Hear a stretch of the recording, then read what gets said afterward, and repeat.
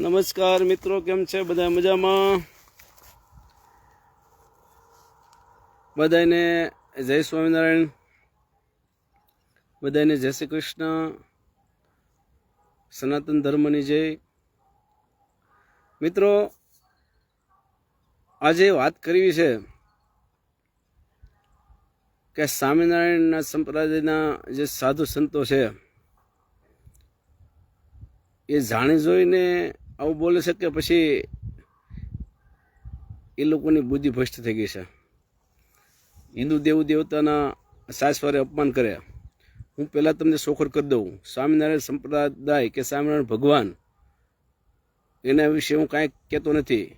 સ્વામિનારાયણ ભગવાન અને સંપ્રદાય છે જે સ્વામિનારાયણનો જે ધર્મ છે એ બહુ સરસ છે, સારો ધર્મ છે. પણ જે સાધુ સંતો દેવી દેવતા વિશે કે સનાતન ધર્મ વિશે જે બકવાસ કરે છે એના વિશે મારે વાત કરવી છે. થોડાક દી પહેલાં એક સંતને માફી માગવા જવું પડ્યું હતું, જલારામ બાપાની. એ એવું કહેતા હતા કે જલારામ બાપાએ એ અન્નક્ષેત્ર શરૂ કર્યું ત્યારે સ્વામિનારાયણ બાપાને એ પૂછવા આવ્યા હતા, ઘનશ્યામ મહારાજને પૂછવા આવ્યા હતા. તો મારે એટલું જ કહેવું છે કે ભાઈ સ્વામિનારાયણના મંદિરની અંદર તમને મફત 100 રૂપિયાની રૂમ તમે નથી આપતા, કે તમે લાડવાના પૈસા લઈ લ્યો છો, અને તમે જલારામ બાપાને ઉપદેશ આપ્યો છે કે ભાઈ જલારામ બાપાએ સ્વામિનારાયણ સંપ્રદાયના લોકોને પૂછ્યું ને ઓલા ભગવાનને પૂછ્યું ને કે ભાઈ અહીંયા સત્ર શરૂ કરો. અરે જલારામ બાપાની ત્યાં તો ભારતમાં નહીં પણ વિશ્વની અંદર આ એવું એક મંદિર છે જલારામ બાપાનું. વિશ્વની અંદર એવું મંદિર છે જલારામ બાપાનું જ્યાં પૈસા નહીં મેકવા માટે ત્યાં લોકો ઊભા રાખ્યા છે. લોકોને કે ભાઈ પૈસા નહીં મેકતા પૈસા નહીં મેકવા માટે લોકો ત્યાં ઊભા રાખ્યા છે. અને એ જલારામ બાપાની વિશે આવું વાત કરવાની. હમણાં થોડાક દી પહેલાં એક દ્વારકાનો વિડીયો આવ્યો હતો. એમાં કીધું ભાઈ દ્વારકાનું મંદિર બનાવવા માટે પણ આવી રીતે કંઈક મંજૂરી લીધી હતી. ત્યાર પછી બીજો એક વિડીયો આવ્યો હતો સાધુનો કે ભાઈ ગણપતિ દાદાની જે આપણે જે પૂજા કરીએ ને, આવો બધા મિત્રો, આપણે જે ફિરોઝભાઈ આવો, દિલીપભાઈ પેથાણી આવો, પછી સંજયભાઈ આવો, આપણે કોઈ પણ હિન્દુ ધર્મની અંદર કોઈ પણ આપણે સારો પ્રસંગ હોય તો આપણે ગણપતિ દાદાની પૂજા, સૌપ્રથમ ગણપતિ દાદાની પૂજા થાય. તો એક સ્વામી એવું કીધું કે ભાઈ ગણપતિ દાદાની પૂજા કરવા માટે અમે ઘનશ્યામ મહારાજે ગણપતિ દાદાને મંજૂરી આપી કે તમે પ્રથમ જઈને એ પૂજા તમે કરો એવું. તો ગણપતિ દાદા છે એ કોના પુત્ર છે? ગણપતિ દાદા છે એ કોના પુત્ર છે? આદિકાળની વાત છે. આ સૃષ્ટિ જેને બનાવી છે એના એ પુત્ર છે. તો એને એ મંજૂરી આપે. ત્યાર પછી બ્રહ્મા વિષ્ણુ મહેશ આ સૃષ્ટિની અંદર આ સૌ પ્રથમ આવડા આ દેવતાઓનું જે માન સન્માન છે, મહત્વના જે 33 કરોડ દેવતાઓ કહેવામાં મહત્વના બ્રહ્મા વિષ્ણુ અને મહેશ. તો કે એ સ્વામિનારાયણ ભગવાનના એ જે મેનેજર હતા. હવે આને તમે શું કરો? કઈ કક્ષાએથી આ લોકો વાતો કરવા માંગે છે? હું પહેલી વાત કરું, સ્વામિનારાયણ સંપ્રદાય કે ધર્મનો મને આપણે કોઈ વાત નથી કરી, કોઈ ધર્મની વાત નથી કરતો, પણ જે સાધુ જે આ બકવાસ કરે છે એના વિશે વાત કરવા માગું છું. કે સ્વામિનારાયણ ભગવાન વિશે અમને કાંઈ વાંધો નથી. અને આપણે બધા ગમે એટલા ધમ પસાર કરીએ ને તો આ સરકારના શહેરે હાથ એની ઉપર છે, એટલે આ લોકો આવો બકવાસ કરે છે. નકર આની તાકાત હું હિન્દુ ધર્મ વિશે બોલવું એમ? આની તાકાત છે હિન્દુ ધર્મ વિશે બોલવું? હિન્દુ ધર્મને તો નેવે મેકી દીધો છે. અને આ જે બકવાસ કરે છે જે સાધુઓ, એની જગ્યાએ જો કોંગ્રેસ પાર્ટીના કોઈ નેતાએ કોઈ જાતની ટિપ્પણી કરી હોય ને તો આ ભારતીય જનતા પાર્ટીના ભૂંડ ભક્તો ઉપાડી લે આખું કે આને આવું કર્યું. કેજુદ્દીન આપવાળે કોઈ કર્યું હતું કે ભાઈ આ કેજુદ્દીનના માણસો છે, ના તો પપ્પુ ખાનના માણસો છે. કયો ને આને ભાઈ જાઓ ને, ભારતીય જનતા પાર્ટીના કોઈ નેતા કેમ નથી બોલતા ભાઈ? આમાં ટિપ્પણી કેમ નથી કરતા કોઈ? કે આ સંતોને કોઈ કહેતા કેમ નથી ભાઈ? જેમ ફાવે વતન કરવું, જેમ ફાવે. હું એમ નથી કહેતો કે સ્વામિનારાયણ ભગવાન નથી, સ્વામિનારાયણ ભગવાન 100% છે, પણ તમારી કંઈક મર્યાદા તો હોવી જોઈએ ને બોલવાની. જેમ ફાવે બોલી નાખવું અને છતાં એને કાંઈ થતું નથી, કોઈને કાંઈ કહેતા. હવે તો એક જ ધ્યેય છે કે હિન્દુ ધર્મ વિશે કોઈ પણ બકવાસ કરે એને એના મંદિરમાં લુગડા કાઢીને ઊભા રોડે ચડાવો. આ સંતો કહેવાય? હે, હમણાં એક સંતનો વિડીયો આવ્યો હતો, કોઈની જમીન પસાવા પાડવામાં એનો હાથ હતો. બોલો, પૈસા પૈસા પૈસા ને પૈસા સિવાય કાંઈ વાત નહીં ભાઈ.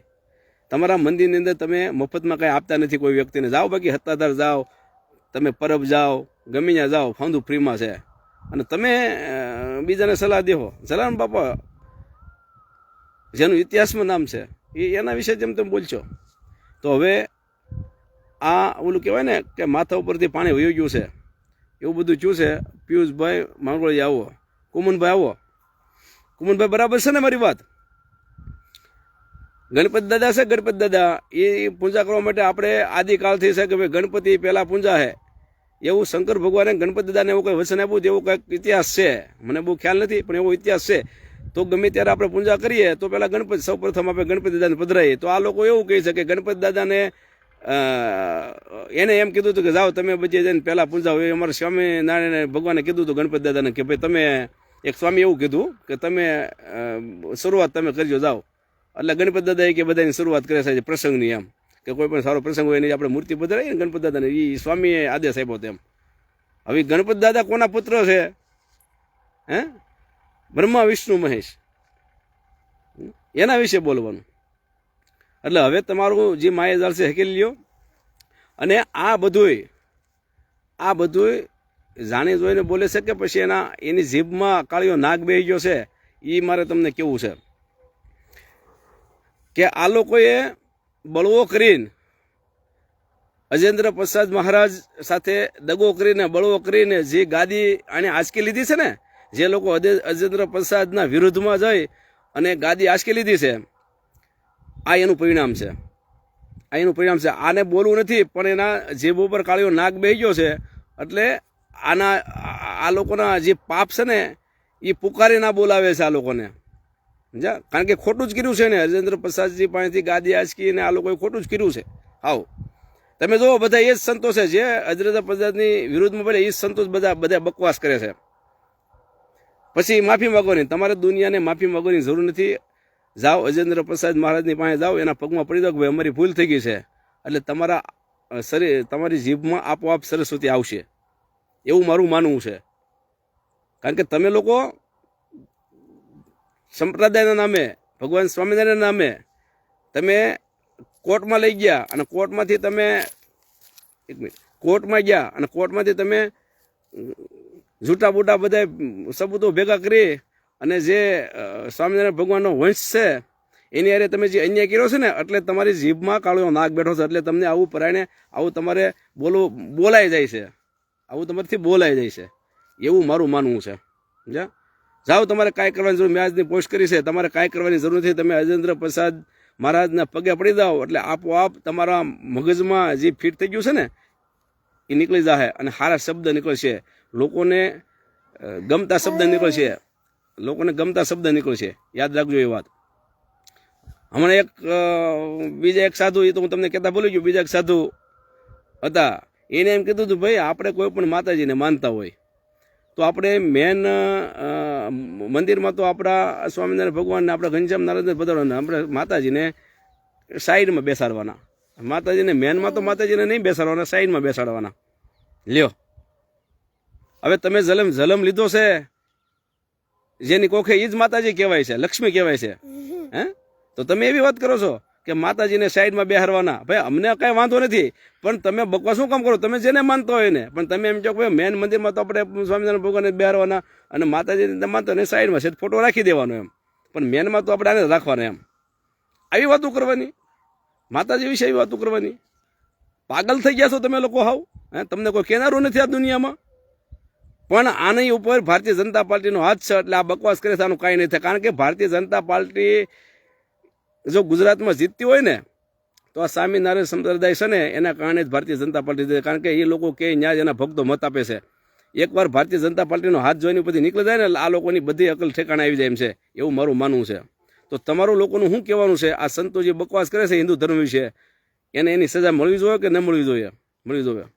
આના વિશે તમે કોમેન્ટ કરજો, લાઈક કરજો. તો મારો વિડીયો તમને સચ્ચો લાગ્યો હોય તો શેર કરજો, અને આ વિડીયો ઝાઝામાં ઝાઝો ફેલાવો, જેથી કરીને એને ખ્યાલ આવે કે આવો બકવાસ કરવાથી લોકોને કેટલું દુઃખ થાય. હિન્દુ ધર્મની લાગણી કેટલી દુબાણી છે. જય માતાજી, જય સ્વામિનારાયણ ભગવાન, જય ઘનશ્યામ મહારાજ, જય અજેન્દ્ર પ્રસાદ મહારાજ. અને હું તમને એક સોખડ કરી દઉં ભાઈ, હું સ્વામિનારાયણ ભગવાનના પંથને માનતો નથી, પણ હું એનો વિરોધી પણ નથી. હું સ્વામિનારાયણનો કોઈ ભક્ત નથી કે કોઈ સ્વામિનારાયણ મારા જો ગળામાં કંઠી નથી, પણ હું એનો વિરોધી પણ નથી. એટલે હું કહી દઉં છું, અજેન્દ્ર પ્રસાદજી મહારાજ છે એ રાઈટ વ્યક્તિ છે, રાઈટ છે, એટલે આપણે એની તરફેણમાં છીએ. જય સ્વામિનારાયણ ભગવાન, જય અજેન્દ્ર પ્રસાદ મહારાજ, જય ઘનશ્યામ મહારાજ, જય. આવજો બધાને, જય શ્રી કૃષ્ણ.